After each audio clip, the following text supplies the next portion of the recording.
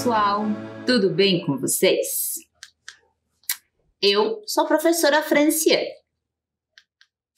e hoje vou ensinar um pouquinho mais de ciência para vocês.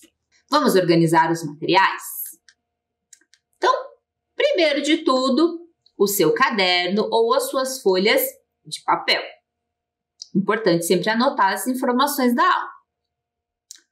O seu lápis de cor, a sua borracha e também o seu apontador. Eu já separei os meus materiais aqui, hein? O seu caderno, gente, ou a sua folha tem que ficar assim.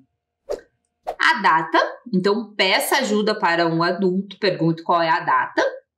Pula uma linha, aula 18 de ciências, pula mais uma linha e escreve lá, gente, animais invertebrados. Esse é o tema da aula de hoje. Eu vou dar um tempinho para vocês organizarem o caderno de vocês.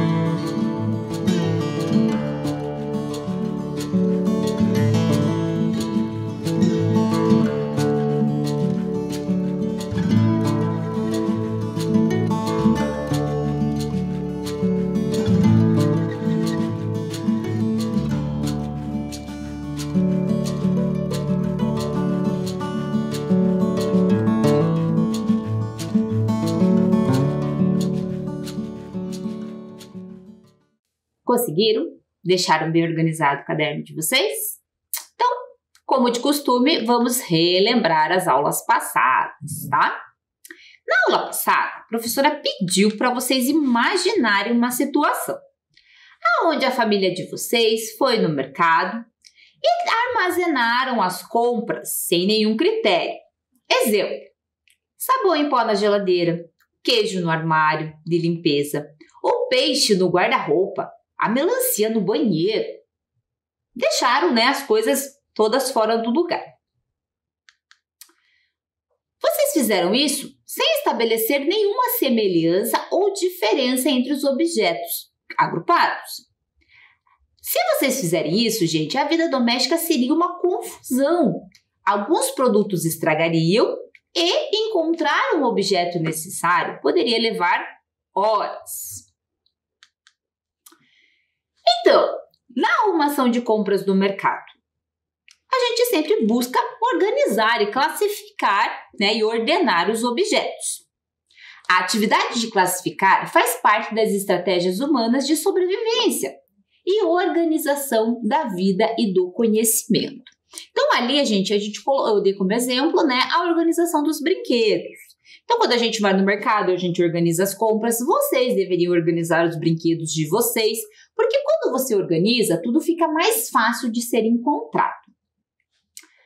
Para a gente estudar, gente, os animais não é diferente, tá? Então, existe uma organização, uma classificação que nos ajuda, né, a estudar os animais.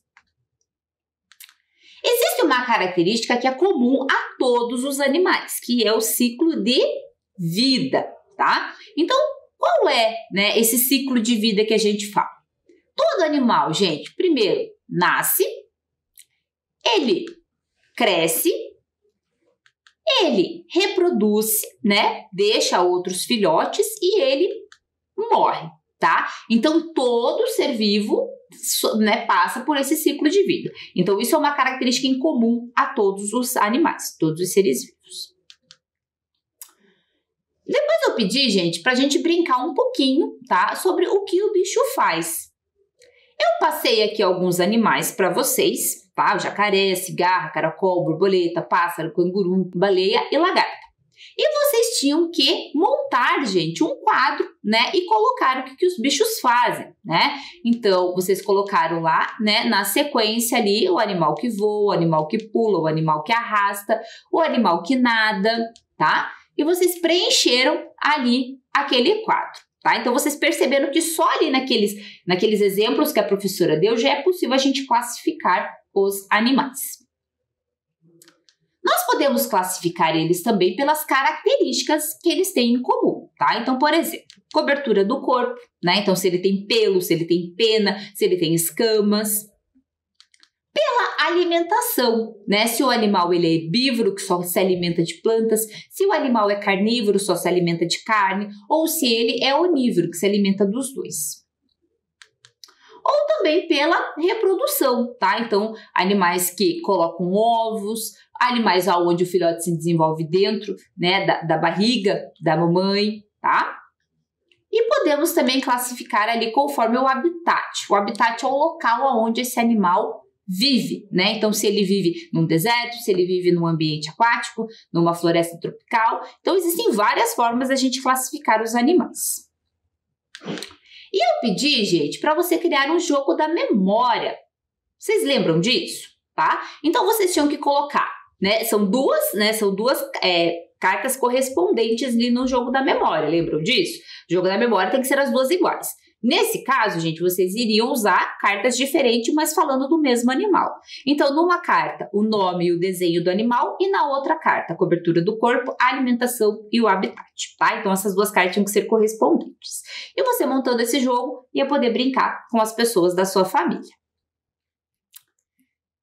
Entendido, gente? Então, tudo isso foi a aula passada. Espero que vocês tenham feito o jogo, tenham se divertido bastante. Vamos continuar?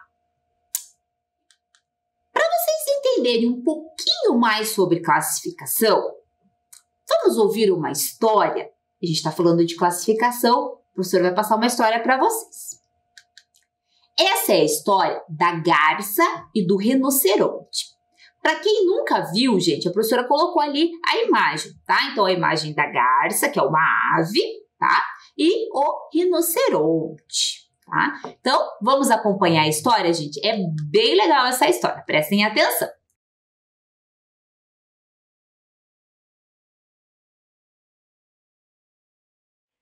Essa é a história de uma garça e de um rinoceronte. A garça passa o dia todo voando e sempre no final da tarde ela pesca. O rinoceronte vive ali entre a terra seca e a água. A garça divide o mundo em dois grupos. O grupo das coisas do alto, nesse grupo se inclui o vento, a nuvem, os outros pássaros, e o grupo das coisas de baixo. Nesse grupo, o mar, os peixes e algumas coisas que ela encontra assim no chão. O rinoceronte divide o mundo também em dois grupos. O grupo das coisas secas e o grupo das coisas molhadas. No grupo das coisas secas, ele encontra troncos de árvores, folhas velhas, grama verde, e no grupo das coisas molhadas, a água limpa ou a água com lama. Um dia, a garça, sem querer, por acidente, pousou nas costas do rinoceronte. Olha, gente, foi um susto tão grande que a garça criou um terceiro grupo de classificação. Esse terceiro grupo tinha o seguinte critério: coisas marrons acinzentadas perigosas. Nesse caso, esse grupo tinha um único componente, o rinoceronte. O rinoceronte também criou um terceiro grupo de classificação para o mundo em que ele vivia. Esse grupo tinha o seguinte critério: coisas brancas, voadoras de pernas finas devem ser evitadas, porque são perigosas. Esse grupo só incluía mesmo a garça. Um dia a garça botou um ovo. E quando o ovo eclodiu, ela viu o filhote pela primeira vez, ela se assustou, porque o filhote era marrom acinzentado.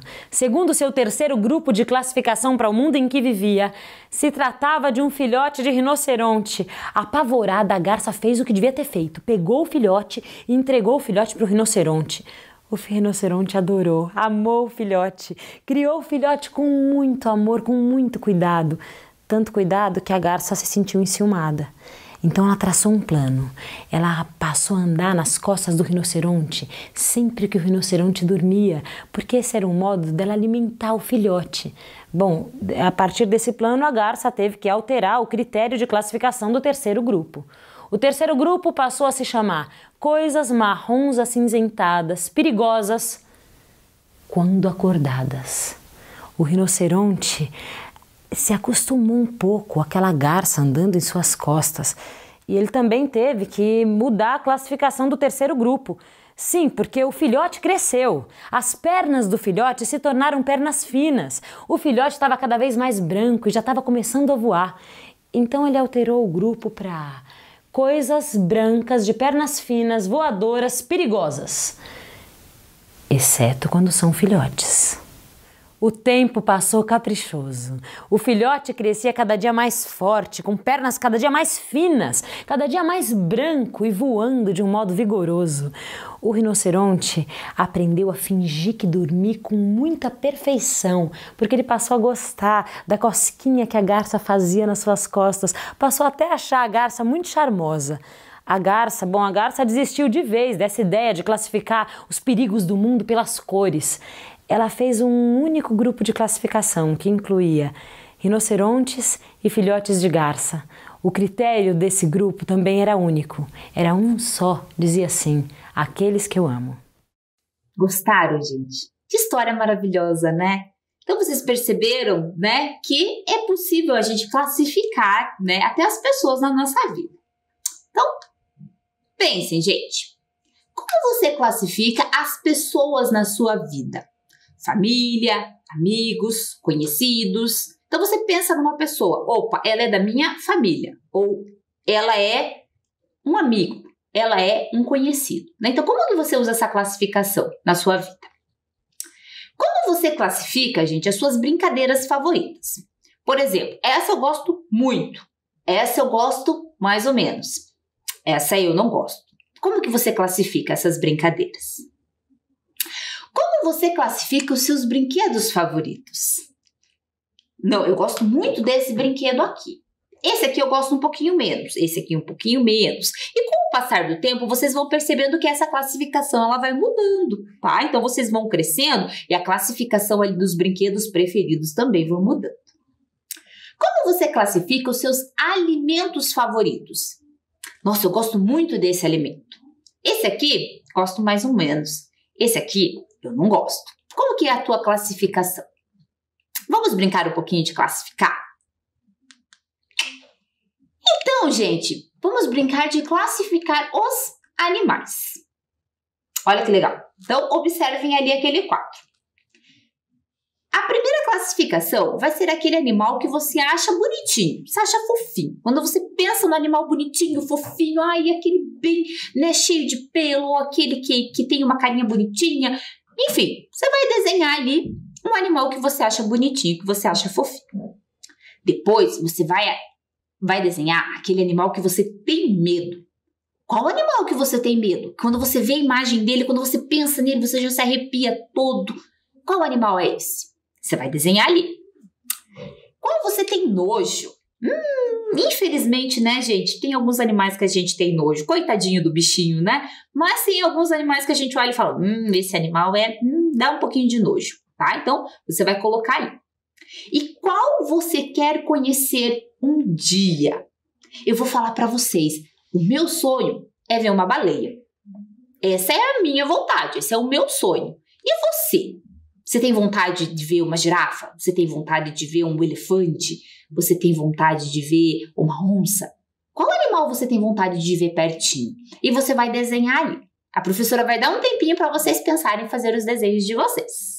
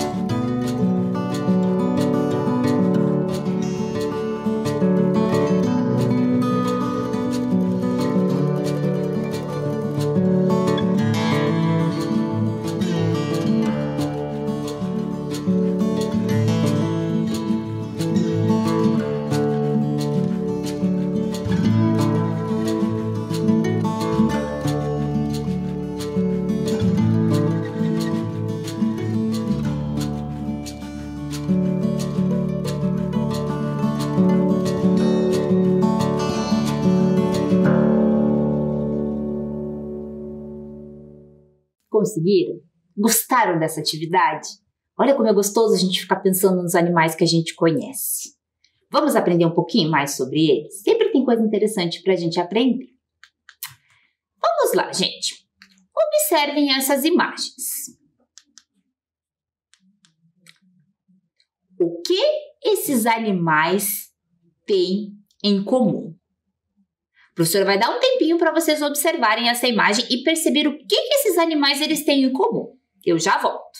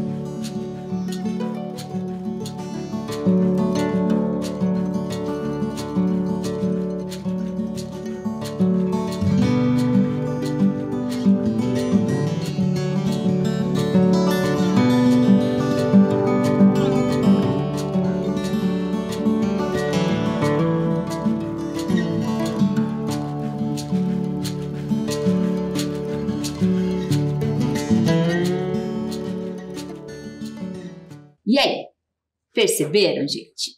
Vocês são espertos, vocês são inteligentes. O que tem em comum a todos esses animais, a todos esses esqueletos de animais? Vamos lá? Então, observem lá, gente.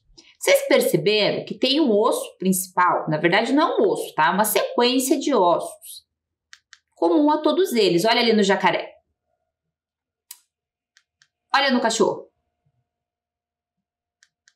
Olha ali no elefante. E o sapo? Olha ali onde fica. E também na girafa, tá? Então, todos esses animais têm, né, essa estrutura em comum, tá? Essa estrutura nós chamamos de coluna vertebral. vertebral. Vocês já vão entender a importância dela. Então, coluna vertebral é formada por ossos pequenos chamados de vértebras.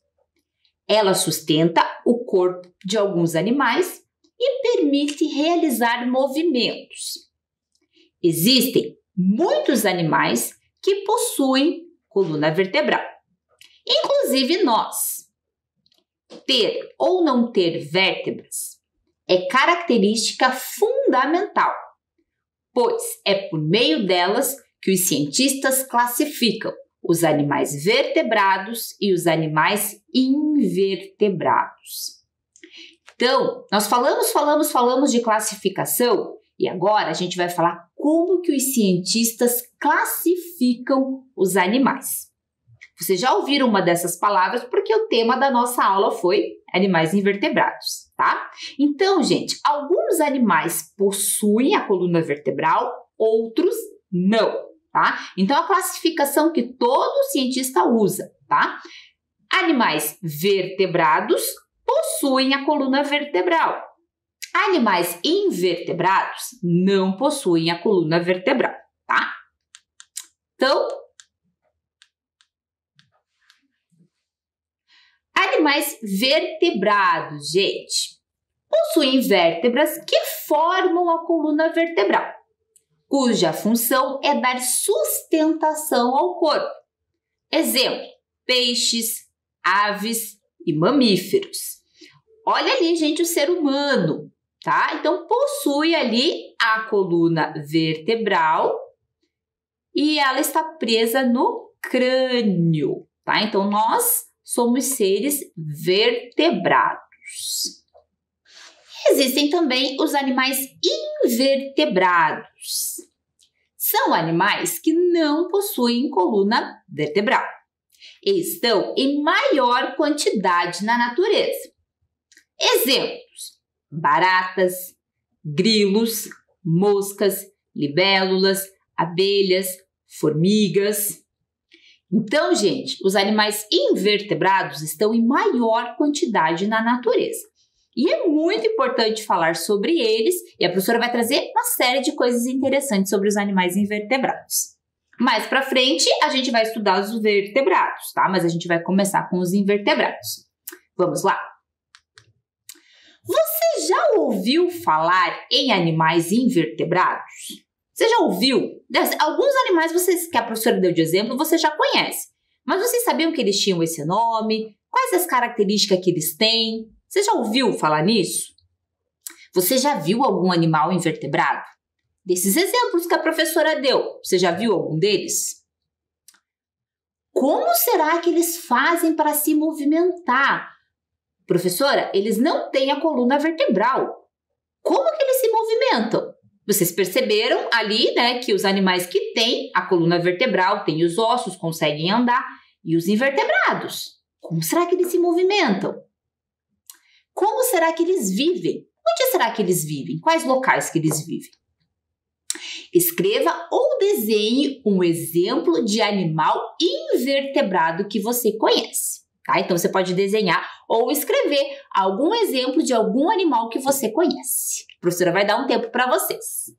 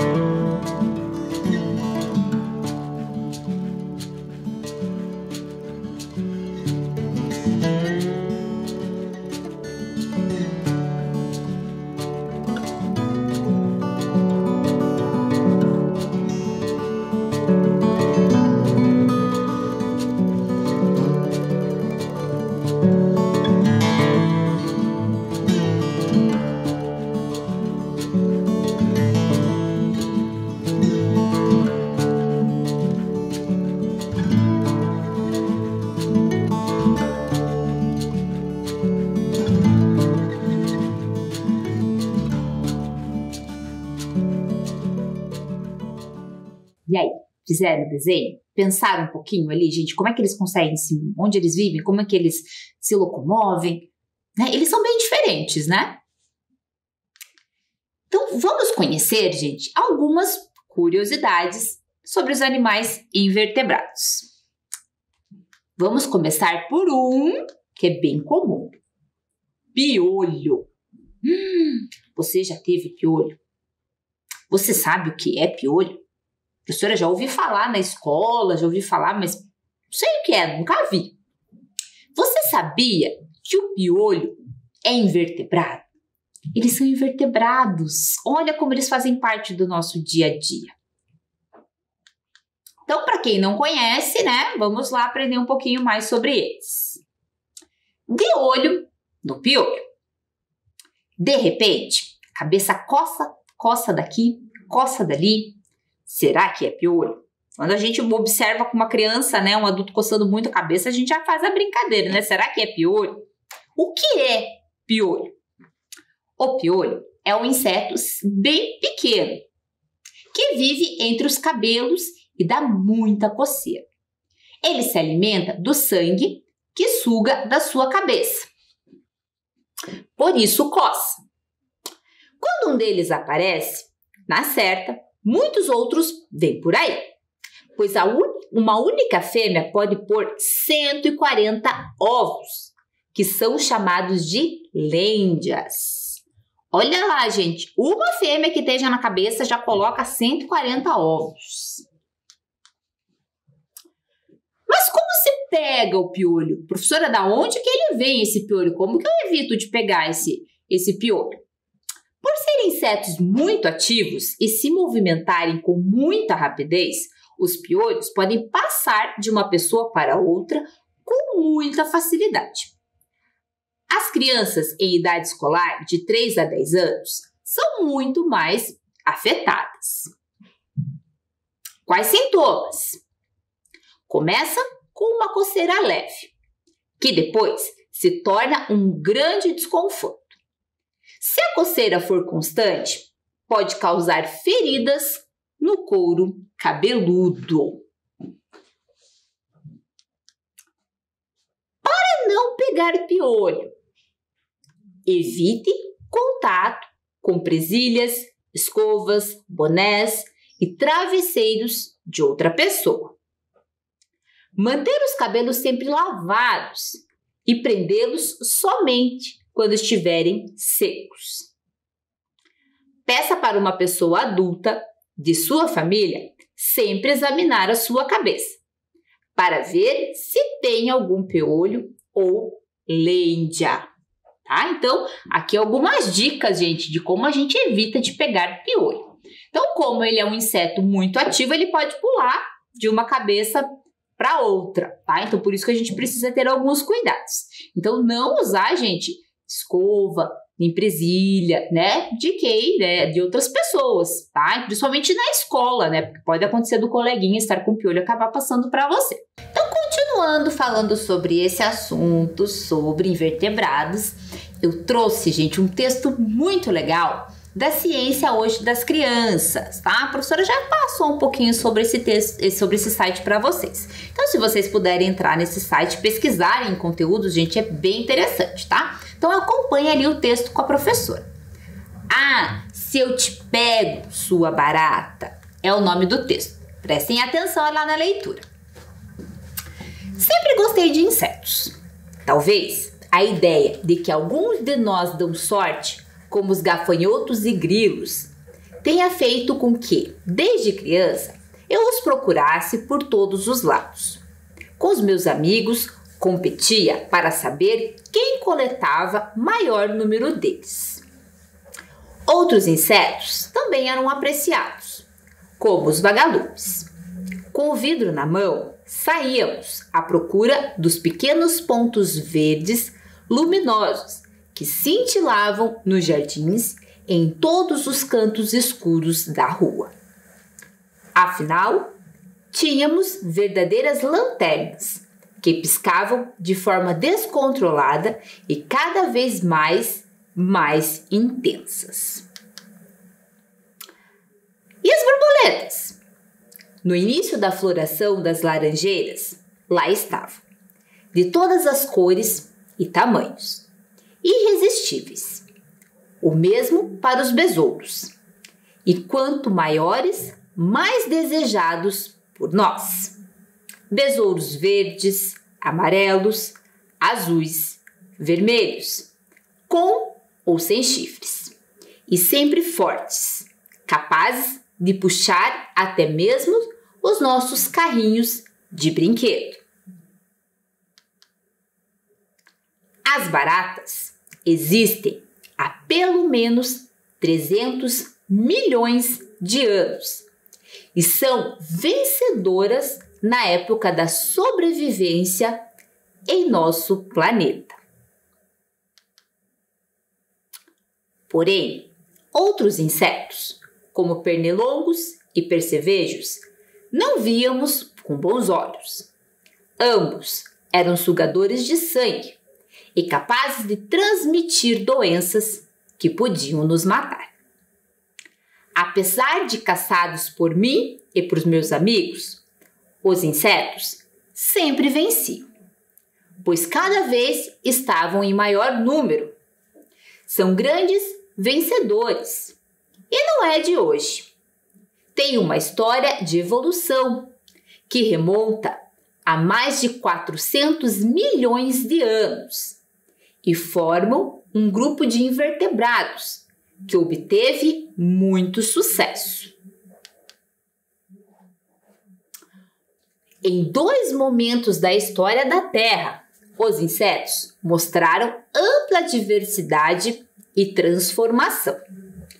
Durante o período Carbonífero, entre 359 e 299 milhões de anos atrás, eram os invertebrados mais comuns nos ambientes terrestres. Foi quando surgiu a possibilidade de dobrarem as asas, facilitando o seu escape de predadores e agilizando o seu deslocamento no solo. Já outro momento importante da evolução dos insetos ocorreu há 100 milhões de anos, possivelmente em associação com a evolução das plantas com flores. Aqui, gente, um exemplo de fóssil de libélula encontrado no Ceará com 100 milhões de anos. Olha quanto tempo, gente! Continuando. Blatódeos, ortopéteros, dípteros, odonatas e menópteros, ou, se preferir, baratas, grilos, moscas, libélulas e formigas. Não importa como os chamamos. Se imaginarmos que os controlamos, grande engano. Dominaram o passado e são, no presente, os grandes vencedores entre os animais, já que ocupam todos os ambientes terrestres do nosso planeta. Olha quanta coisa interessante que a professora trouxe nesse texto. Os invertebrados estão há muitos anos na Terra. Lembra que no início da aula a professora comentou que eles estão em maior quantidade, tá? Então eles fazem parte do nosso dia a dia, mesmo a gente quase não conhecendo eles.